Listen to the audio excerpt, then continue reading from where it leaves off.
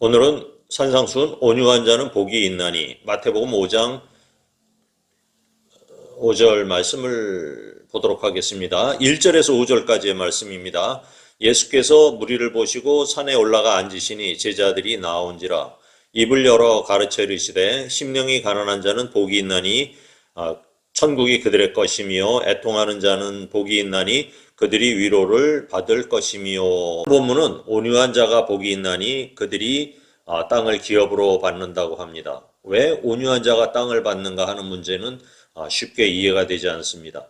역사적으로 보거나 현재 우리 삶의 패턴을 보더라도 온유한 자가 땅을 차지하는 것이 아니고 싸움을 잘하는 자가 땅을 차지하고 투기를 잘하는 사람이 땅을 많이 갖고 있는 것이 일반적입니다. 돈이 많은 사람이 땅을 많이 갖고 있지요. 권력을 갖고 있는 사람이 땅 개발을 통해서 부를 축적할 가능성이 훨씬 많습니다. 요즘 대장동 개발 관련한 고소고발을 보면서 성경의 말씀대로 사는 사람들은 바보가 아닐까 하는 생각이 듭니다. 온유한 사람을 찾기 어렵기 때문입니다. 예수님 당시에는 로마가 세상을 지배하는 시대였습니다. 로마가 철권 통치를 하는 데 있어 자기들의 권력에 복종하는 나라는 자비로 다스리고 반역하는 나라는 무자비하게 폭력으로 다스리는 시대였습니다. 당시 주된 사상은 힘이 있어서 남을 누를 수 있는 것이 정의였습니다. 유대인들도 힘을 길러 맞서 싸우는 것이 정의이고 하나님의 뜻이라고 생각을 하던 시절이었습니다. 유대의 바리새인이나 서기관 그리고 사두개인으로 구성된 지도층의 사람들은 예수님의 가르침에 대해 전혀 이해가 안 되는 것은 당연한 것이었습니다. 일반 백성들도 메시아가 온다면 힘을 갖고 로마를 물리치는 것을 바라던 시절인데 예수님이 주장하시는 사랑, 겸손, 온유, 십자가에 대한 이야기는 전혀 받아들일 수 없는 것이었습니다. 우리나라 말로 온유를 사전에서 찾아보면 성격과 태도와 마음씨가 따뜻하고 부드러운 상태를 말합니다. 영어로 온유한이라는 뜻을 찾아보니까 미크입니다. 이것은 온순한, 참을성 있는, 유화한, 온화한의 뜻을 갖고 있습니다. 헬라어로는 프라우테스인데 공고한 자, 겸손한 자 이런 뜻입니다. 히브리어로는 아나우라고 하는데 비천한, 억압된 노예 상태를 말하는 것이었습니다. 조금씩 의미가 다르죠. 그렇다면 우리 주님이 말씀하시는 온유한 자의 의미는 무엇일까요? 땅은 무슨 뜻이 있는 것일까요? 오늘 말씀을 통해 이해를 하고 믿음을 갖게 되기를 바랍니다.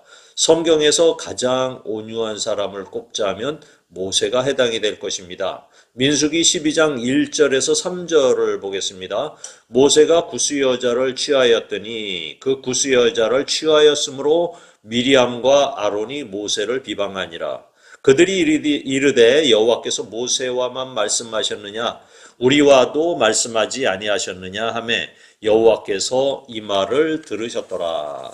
이 사람 모세는 온유함이 지면의 모든 사람보다 더하더라. 모세 얘기를 좀 해보겠습니다.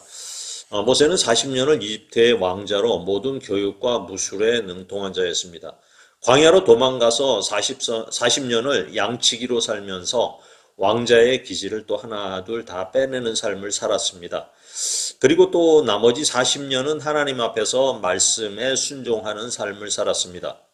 그의 삶은 하나님의 계획에 의해 살았던 삶이었습니다. 그는 양치기로 살면서 얼마나 좌절을 많이 했을까요? 아마 가족들도 있었고 기회만 되었다면 애굽의 왕도 되었을 터인데 전혀 상반되는 비참한 삶을 살게 되었고 얼마나 상심하였는지 광야로 양떼를 치며 떠돌아다니면서 말하는 것을 잊을 정도였습니다. 그가 하나님의 부르심을 받고 애굽에서 이스라엘을 탈출시켰습니다. 그는 무조건 하나님이 시키는 대로 하는 사람이 되었고 자기의 삶이라고는 전혀 없는 사람이었습니다. 백성들이 치받고 대들어도 하나님께 기도하고 용서를 받아내고 하나님이 화가 나셔서 백성들을 진멸하려 할 때에도 간절히 기도하여 용서하게 만드는 사람이었습니다. 아내 시포라가 죽고 부인 구스 여자를 새로 맞이했습니다. 형 아론과 누이 미리암의 입장에서는 이스라엘의 최고 지도자가 그런 행동을 하는 것이 못마땅했습니다. 자기 민족의 처녀도 많고 또한 선민 사상을 갖고 있는 그들이 이리오피아의 검은 여자를 취한 것이 납득이 안 되는 것이라 모세를 비방하고 대드는 상황이었던 것입니다. 그러나 모세가 구스 여인을 취한 것은 하나님의 지시였다고 보여집니다. 하나님의 명령이 아니면 하지 않는 모세가 아무 여인이나 취할 리가 없었습니다. 그것은 하나님의 계획을 예언하는 행위라고 볼 수도 있겠습니다. 구원을 받기 이전에 얻은 여인은 미리암이었는데 율법을 상징하고 있었습니다. 구원을 받고 광야 교회 생활을 하는 시대에 얻은 여인이 바로 구스 여인인 것은 이방인 구원을 상징하고 있다고도 볼 수가 있습니다. 이스라엘을 구원했지만 그들을 따라 나선 잡족들이 있었습니다. 즉 이방인들에게도 결혼으로 상징되는 구원의 길을 열어주시는 행위였던 것입니다. 그래서 율법주의를 상징하는 형 아론과 모질게 대들었던 미리암에 대해서 하나님께서 진노를 하시고 미리암에게는 나병이 생기게 만드신 것입니다. 이런 사태에도 모세는 하나님께서 자기의 누이를 구해달라고 기도를 하고 하나님께서는 아비가 침을 뱉어도 일주일을 근신하는데 하물며 하나님께 대들었으니 7일을 짐 밖에 있게 하라고 하셨습니다. 하나님께서는 모세의 이런 태도를 온유하다, 세상 모든 사람보다 온유하다라고 하셨던 것입니다. 모세가 실수로 음욕이 돋아서 이방 여인을 건드렸다고 해석하는 분들도 있는데 하나님께서 형과 누이에 대해서 이렇게 화를 내시는 것을 보면 하나님의 뜻대로 모세가 결혼했다고 해석하는 것이 오히려 좀 정확할 것 같습니다. 이런 마음은 상대방에 대한 미움의 감정이 있지만 복수를 하지 않고 모든 것을 하나님께 맡기고 영적인 평안을 얻고 유지하려는 마음이라고 할 수 있습니다. 하나님께 은혜와 능력을 받았지만 자기 도취에 빠지지 않는 그런 마음을 의미하는 것입니다. 무슨 일이 발생하더라도 하나님의 신실하심을 믿고 모든 것을 맡기는 그런 태도, 그런 자를 온유한 사람이라고 하는 것이었습니다.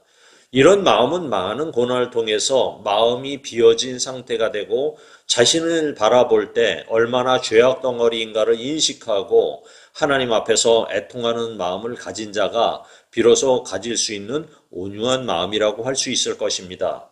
인생의 모든 시련을 겪은 사람을 온유하게 만드는 것입니다. 단지 인생을 살다가 보면 너무 고난을 많이 겪어서 온유해진 사람도 있지만 대개의 경우 신앙을 갖지 않고 있으면 좌절과 분노가 섞여서 세상을 비관하고 희망을 갖지 못하는 것이 대부분입니다. 그러나 믿음을 가진 사람의 온유함은 이런 고난을 통해 하나님을 알게 되고 애통해하며 하나님이 주시는 위로를 경험하는 사람이 될 것입니다. 고난을 통해 좌절하는 것이 아니라 분명 하나님께서 무슨 계획을 갖고 계셔서 자기를 쓰시기 위해서 이런 시련이 왔다는 믿음을 가진 사람은 그런 어려움을 축복이라고 오히려 이야기를 하고 하나님 말씀에 순종을 하게 된다는 것입니다. 온유함이란 나약하고 비겁함이 아니고 하나님 앞에 무릎을 꿇고 하나님께 모든 것을 의지하는 마음입니다. 다윗에 대해서 이야기를 해보겠습니다. 다윗은 17살에 기름 부음을 받고 왕이 될 것을 확정받았습니다. 그러나 그는 13년이라는 긴 시간을 떠돌아다니며 사울 왕을 피해 다녔습니다. 하나님께로 향한 그의 사랑은 굉장히 열정적이었습니다. 그가 하는 말을 보면 얼마나 믿음이 충만한가를 알 수 있습니다. 골리앗이라는 거인 장수 앞에 이스라엘 군대가 벌벌 떨고 있지만 17살 소년 다윗은 이렇게 말을 해요. 사무엘상 17장 45절에서 47절까지를 한번 보겠습니다. 다윗이 블레셋 사람에게 이르되 너는 칼과 창과 단창으로 내게 나오거니와 나무는 만군의 여호와의 이름 곧 내가 모욕하는 이스라엘 군대 하나님의 이름으로 내게 나아가노니 오늘 여호와께서 너를 내 손에 넘기시리니 내가 너를 쳐서 내 목을 베고 블레셋 군대의 시체를 오늘 공중의 새와 땅의 들짐승에게 주어 온 땅으로 이스라엘의 하나님이 계신 줄을 알게 하겠고 또 여호와의 구원하심이 칼과 창에 있지 아니함을 이 무리에게 알게 하리라. 전쟁은 여호와께 속한 것인즉 그가 너희를 우리 손에 넘기시리라. 그러나 그는 이제 통일 왕국의 왕이 되어서도 왕이 되어서 이제 음란에 빠져서 우리아라는 장군의 아내를 범하고 장군을 죽이고 그의 아내를 취하게 됐습니다. 이 일로 인해서 하나님의 지적을 받고 울면서 애통을 했습니다. 이 사건 이후에 자식이 칼을 빼들고 반역을 하기도 하고 그 다음에 다윗의 자기의 후궁들을 아들이 백주 대낮에 왕국 옥상에서 범하는 처참한 경험을 해야만 했습니다. 갑자기 그리고 인구조사를 하다가 하나님의 징벌을 받기도 했습니다. 다윗이 왕이 되는 약속을 받고 왕답게 사는 날은 얼마 안 됩니다. 그는 항상 눈물로 세월을 보냈고 그러면서 그는 소망을 하나님에게 두고 믿음으로 이겨냈습니다. 그가 시편에 이런 말을 하고 있습니다. 시편 37편 11절입니다. 그러나 온유한 자들은 땅을 차지하고 풍성한 화평으로 즐거워하리로다. 수많은 고난의 시간이 다윗을 온유하게 만들었던 것입니다. 그동안 겪은 많은 시련과 고통의 시간은 지금의 다윗을 만들기 위한 하나님의 계획임을 알게 되면서 온유한 사람으로 바뀐 것입니다. 내 힘으로 내가 모든 것을 이룬 줄 알았는데 모든 게 하나님의 은혜임을 깨닫고 나면 지금 일상에서 일어나는 일에 대해 전혀 이상하지도 않고 또한 안 좋은 일이 생긴다 하더라도 내가 스스로 모든 일을 해결하겠다고 나서지 않았습니다. 오직 하나님께서 이 일을 해결해 달라고 맡기는 태도를 취하게 되는 것입니다. 인류에서 가장 온유한 분은 역시 예수님이십니다. 사실 그는 하나님이시라 고난을 겪을 아무 이유도 없었습니다. 그러나 우리를 구원하기로 예정하신 주님은 하나님의 계획대로 자신의 몸을 십자가에 내어주고 피를 흘려 하나님의 뜻을 이루신 순종의 아들입니다. 그래서 예수님께서는 나는 온유하고 겸손하니 내게 와서 배우라고 하십니다. 온유함이 바로 절정이 예수님이십니다. 그분이 성전에서 장사하는 사람들을 내쫓고 바리새인이나 서기관들에게 독사의 새끼들아 하고 욕을 하시지만 그것도 하나님의 뜻을 제대로 알지 못하는 것에 대해 화가 나서 하신 정의로운 행동이었던 것입니다. 불의에 참고 입 다무는 것이 온유가 아니고 하나님의 뜻대로 행동을 하는 것이 온유의 본뜻이라는 것이지요. 이제 본문에 나오는 땅 이야기를 좀 해보겠습니다. 다윗은 복을 받은 사람이 땅을 차지한다고 하였습니다. 그렇다면 땅은 무엇일까요? 시편 37편 22절을 보니까 주의 복을 받은 자들은 땅을 차지하고 주의 저주를 받은 자들은 끊어지리로다. 아브라함 이야기를 좀 해볼까요? 하나님께서는 아브라함을 부르시고 가나안 땅을 주시겠다고 약속을 하십니다. 그러나 아브라함은 사실 문제가 생기면 자기 의지대로 행동을 하는 것을 가끔 보여줍니다. 가나안에 기근이 들었는데 하나님께 묻지도 않고 애굽에 내려갔다가 아내를 빼앗길 뻔합니다. 하나님께서 아내 사라를 통해 아들을 주시겠다고 했지만 또 참지 못하고 애굽 여종 하갈을 통해 이스마엘을 낳았습니다. 하나님께서도 믿음 없음을 보시고 몹시 진노하셨죠. 그러나 하나님께서는 자손을 번창하게 하고 땅을 주겠다고 하신 약속을 이루려고 무려 600년이 지난 후에 후손들을 애굽에서 건져내십니다. 그리고 광야에서 훈련을 40년간을 시키십니다. 이스라엘이 하나님의 말씀에 순종하는 백성으로 변화가 된 후에 가나안 땅 정복을 이루게 된 것입니다. 땅을 차지하는 사람들은 강한 군대를 가지고 엄청난 인구를 가진 자들이 아닙니다. 하나님의 말씀대로 살 수 있는 자만이 가나안 땅을 차지하게 된다는 것입니다. 이것에는 상당히 영적인 의미가 있습니다. 하나님을 믿는 성도들이라고 해도 온유해지지 않으면 그 땅에 들어갈 수 없다는 것입니다. 온유해져야 땅을 기업으로 받게 된다는 것입니다.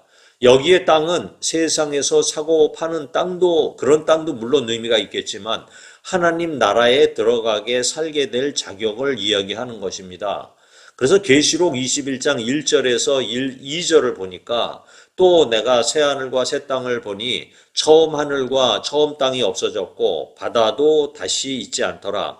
또 내가 보매 거룩한 성 새 예루살렘이 하나님께로부터 하늘에서 내려오니 그 준비한 것이 신부가 남편을 위하여 단장한 것 같더라. 하나님의 나라는 세상에서 교회 생활을 통해서 온유해진 사람만이 갈 수가 있는 땅입니다. 하나님을 믿지 않는 사람은 천국에 집어넣어도 뛰쳐나오게 되어 있습니다. 자기는 그렇게 아름답고 좋은 곳에 살기에는 너무 추악하고 냄새가 나기 때문에 격에 맞는 곳에 가겠다고 오히려 지옥행을 택하는 것입니다. 이스라엘 백성이 하나님의 명령을 무시하고 우상 숭배에 빠질 때 가나안 땅에서 쫓아내어 바벨론에서 포로 생활을 하게 만드셨습니다. 출애굽한 후에 광야에서 가난하게 살고 애통하여서 온유해진 이스라엘을 가나안에 들어가게 하신 것과 매우 대조되는 것이죠. 땅을 차지한 이유는 온유해지느냐 아니느냐 하는 것이 결정을 하는 것입니다.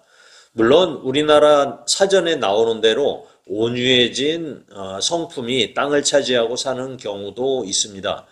우리는 우리의 의지대로 남들에게 해롭게 하지 않고 부드러운 마음, 넓은 마음을 가지면 땅이 거저오는 경우를 상상하고 있습니다. 그러나 하나님의 생각은 전혀 다릅니다. 오히려 믿는 자들이 땅을 차지한다고 하는 말씀은 참 드뭅니다. 예수 믿는다는 것은 땅을 많이 갖고 부자가 되는 것과는 오히려 거리가 좀 있을 수밖에 없습니다.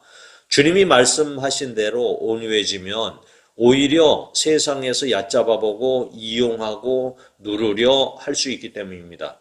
그래도 우리 믿는 사람들은 온유한 성품을 가져야 하고요. 부드럽고 넓은 마음을 가져야 합니다. 거기에 주님이 요구하시는 하나님께 범사에 모든 것을 맡기는 온유함이 있어야 할 것입니다.